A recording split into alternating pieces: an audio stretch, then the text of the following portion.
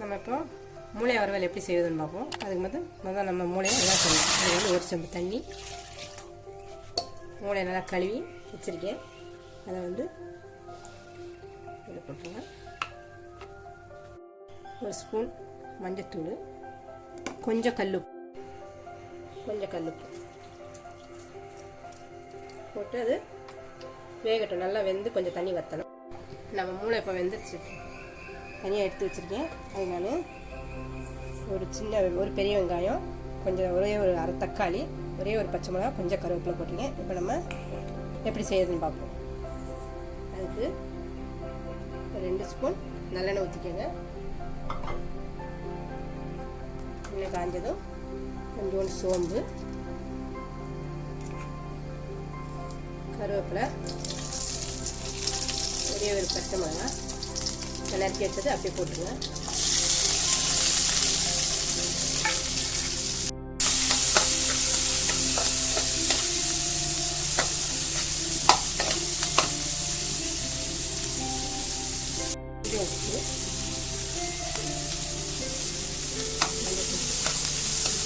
கொஞ்சோண்டு மஞ்சத்தூள் போடுங்க.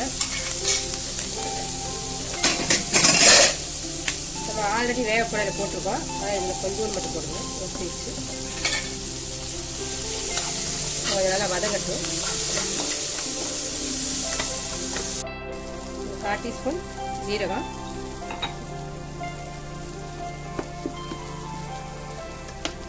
ஒரு அரை ஸ்பூன் அளவு மல்லித்தூள்,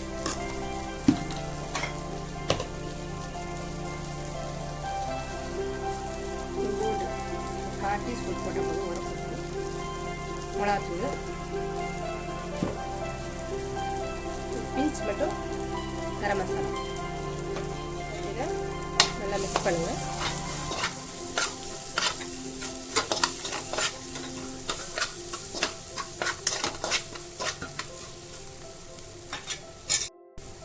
கொஞ்சோண்டு ஒரு ஸ்பூனில் 1/4 டீஸ்பூன் போதும், சும்மா கொஞ்சமாக இஞ்சி வெள்ளைப்பூடு பேஸ்ட்டு. நல்லா பச்சை வாசனை போகும். நம்ம இப்போ வேக வச்சுருக்கிற மூளையை இந்த தண்ணியோட அப்படியே இதில் சேர்த்துருங்க.